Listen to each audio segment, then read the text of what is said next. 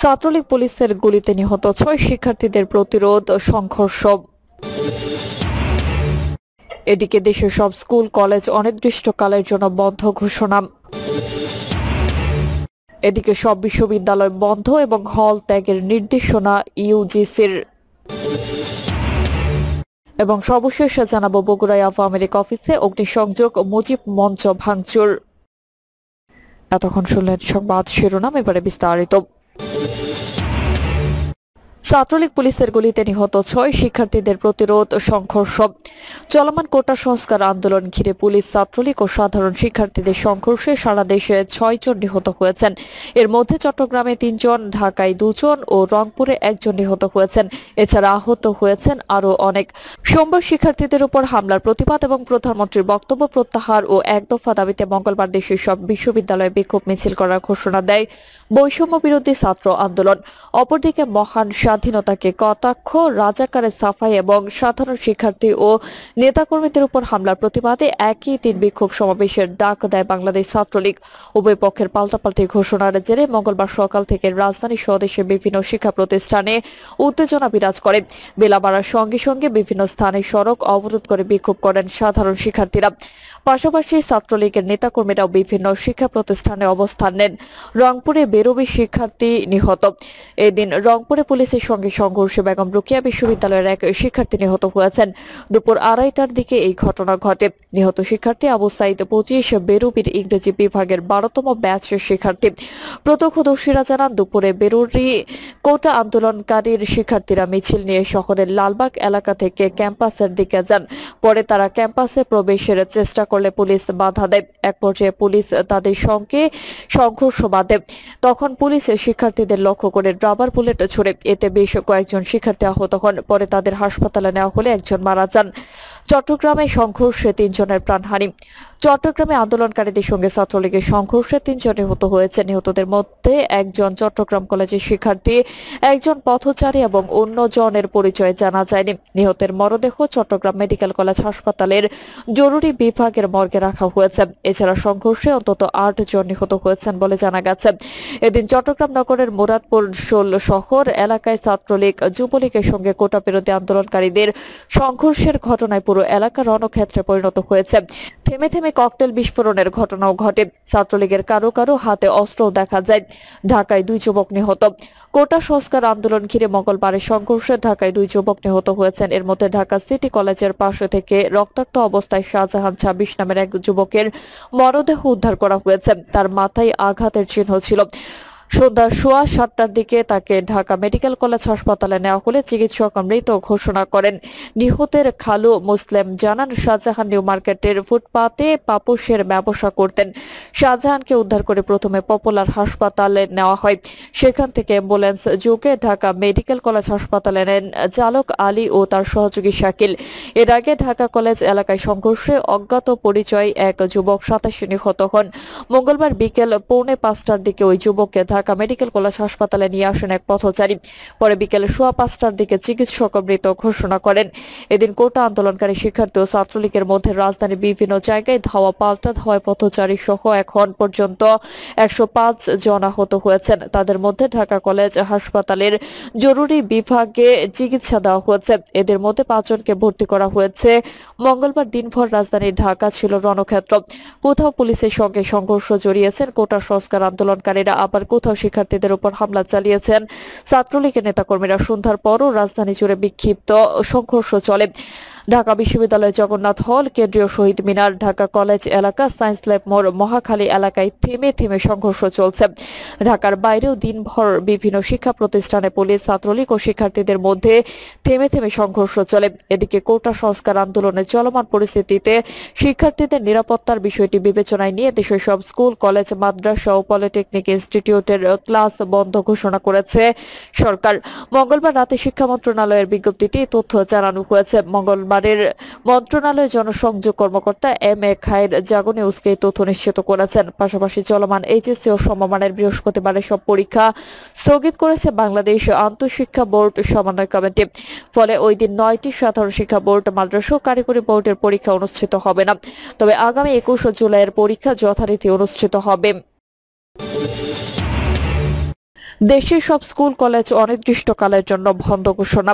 সারা দেশের মাধ্যমিক ও উচ্চ মাধ্যমিক পর্যায়ে সব শিক্ষা প্রতিষ্ঠান এবং পলিটেকনিক ইনস্টিটিউটের শ্রেণী কার্যক্রম অনির্দিষ্টকালের জন্য বন্ধ ঘোষণা করা হয়েছে।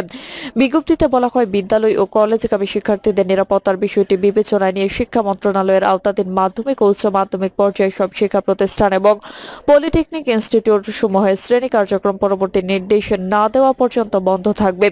একই সঙ্গে 18 জুলাইয়ের এইচএসসি পরীক্ষাও স্থগিত ঘোষণা করা হয়েছে। প্রসঙ্গত, চলমান কোটা সংস্কার আন্দোলন আজ মঙ্গলবার বেশ সহিংস রূপ নিয়েছে। বিভিন্ন স্থানে সংঘর্ষে 6 জন মারা গেছেন, আহত হয়েছেন কয়েকশো। আন্দোলনকারীদের আহ্বানে কোটা সংস্কার আন্দোলনে আজ ঢাকা সহ বিভিন্ন স্থানে স্কুল কলেজের শিক্ষার্থীরাও যোগ দিয়েছিলেন। ঢাকায় নটরডেম কলেজ ও ভিকারুননিসার শিক্ষার্থীরা সড়ক অবরোধ করেন। শিক্ষার্থীদের নিরাপত্তা বিবেচনায় প্রতিষ্ঠান বন্ধের ঘোষণা দেওয়া হয়েছে বলে জানিয়েছেন শিক্ষা মন্ত্রণালয়ের সংশ্লিষ্টরা।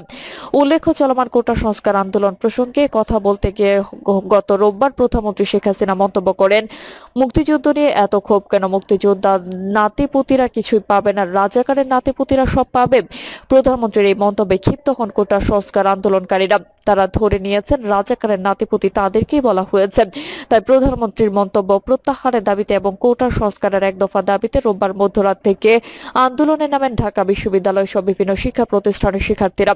গতকাল সোমবার দুপুর থেকে আবারও বিক্ষোভ শুরু করেন আন্দোলনকারীরা। ঢাকা বিশ্ববিদ্যালয়ে তাদের সঙ্গে সংঘর্ষে জড়ায় ছাত্রলীগ। বিকেল 3টা থেকে রাত 9টা পর্যন্ত থেমে থেমে চলা সংঘর্ষে 3 শতাধিক শিক্ষার্থী আহত হন।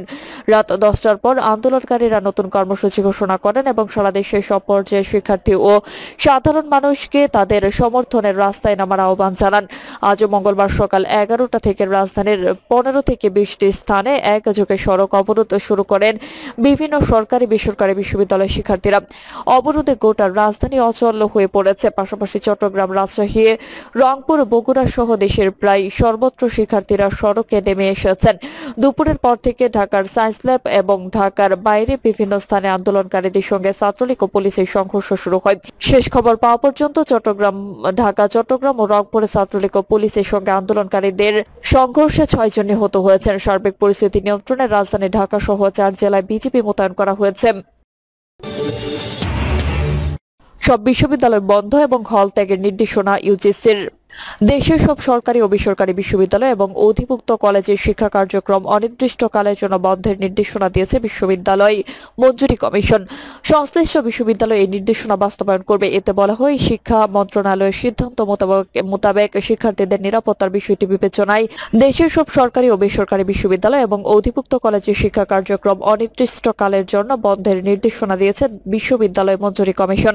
সংশ্লিষ্ট বিশ্ববিদ্যালয় এই নির্দেশনা বাস্তবায়ন করবে।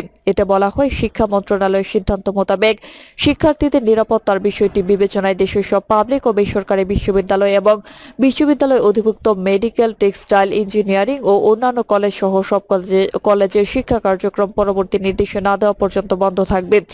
একই সঙ্গে শিক্ষার্থীদের নিরাপত্তার স্বার্থে আবাসিক হল ত্যাগের নির্দেশনা দিয়ে নিরাপদ আবাসস্থলে পাঠানোর নির্দেশনা প্রদান করা হলো। প্রসঙ্গত, চলমান কোটা সংস্কার আন্দোলন আজ মঙ্গলবার বেশ সহিংস রূপ নিয়েছে। বিভিন্ন স্থানে সংঘর্ষে 6 জন মারা গেছেন, আহত হয়েছেন কয়েকশো। চলমান কোটা সংস্কার আন্দোলন প্রসঙ্গে কথা বলতে গিয়ে গত রোববার প্রধানমন্ত্রী শেখ হাসিনা মন্তব্য করেন, মুক্তিযুদ্ধ নিয়ে এত ক্ষোভ কেন? মুক্তিযোদ্ধার নাতিপুতিরা কিছুই পাবে না, রাজাকারের নাতিপুতিরা সব পাবে। প্রধানমন্ত্রী এই মন্তব্যে ক্ষিপ্ত হন কোটা সংস্কার আন্দোলনকারীরা। তারা ধরে নিয়েছেন রাজাকারের নাতিপুতিরা তাদেরকে বলা হয়েছে। তাই প্রধানমন্ত্রীর মন্তব্য প্রত্যাহারের দাবিতে এবং কোটা সংস্কারের এক দফা দাবিতে রোববার মধ্যরাত থেকে আন্দোলনে নামেন ঢাকা বিশ্ববিদ্যালয় সহ বিভিন্ন শিক্ষা প্রতিষ্ঠানের শিক্ষার্থীরা।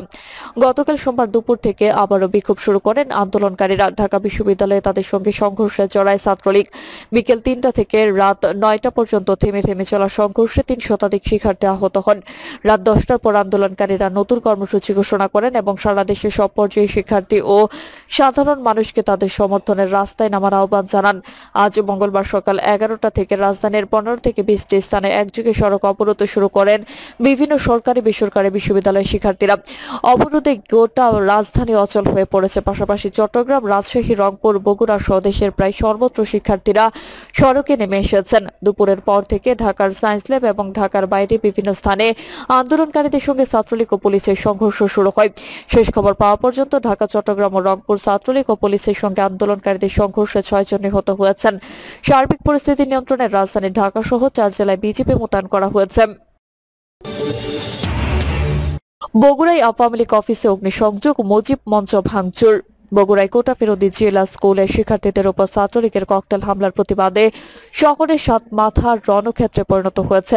বিক্ষুব্ধ শিক্ষার্থীদের সংঘবদ্ধ মোকাবেলায় হামলাকারীরা পালিয়ে যায়। পরে কোটা সংস্কার আন্দোলনকারীরা টেম্পল রোডের জেলা আওয়ামী লীগ কার্যালয় ভাঙচুরের পর দাহ্য পদার্থ ঢেলে অগ্নিসংযোগ করে। তারা পাশেই মুজিব মঞ্চ ভাঙচুর ও পাশে পুলিশ বক্স সম্মিলিত সাংস্কৃতিক জোটের অস্থায়ী কার্যালয় ভাঙচুরের পর আগুন ধরিয়ে দেয়। তারা পোস্ট অফিস, জাসদ অফিস, মুক্তিযোদ্ধা সংসদ ভাঙচুর করে। সেখানে 4 থেকে 5টি মোটরসাইকেল আগুনে পুড়ে যায়। জেলা আওয়ামী লীগের প্রচার ও প্রকাশনা সম্পাদক সুলতান মাহমুদ খান রনির ব্যক্তিগত 2টি কার্যালয়ে ভাঙচুরের পর লুটপাট করা হয়। কোটা সংস্কার আন্দোলনকারীদের ইট পাটকেল ও লাঠি পেটায় যমুনা টেলিভিশনের বড় প্রধান মহিরুল সুজন, দৈনিক করতোয়ার স্টাফ ফটোগ্রাফার শরীফুল ইসলাম সহ 4 থেকে 5 জন সাংবাদিক আহত হন। তাদের তারা খেয়ে সাংবাদিক ও পুলিশ নিরাপদ দূরত্বে সরে যান। প্রত্যক্ষদর্শীরা অভিযোগ করেন, শিবির ও ছাত্রদলের নেতাকর্মীরা আসার পর সাধারণ শিক্ষার্থীরা মারমুখী হয়ে ওঠেন এবং তারা ভাঙচুর ও অগ্নিসংযোগ শুরু করেন। সেখানে বিপুল সংখ্যক পুলিশ মোতায়েন থাকলেও তারা হামলাকারীদের প্রতিহত করেনি। এতে জনগণের মাঝে নানা আলোচনা সমালোচনার সৃষ্টি হয়। প্রিয় দর্শক, এই ছিল এখনকার সর্বশেষ সংবাদ। আপনি সব সংবাদ পেতে চ্যানেলটি সাবস্ক্রাইব করে বেল আইকনটি ক্লিক করে রাখুন।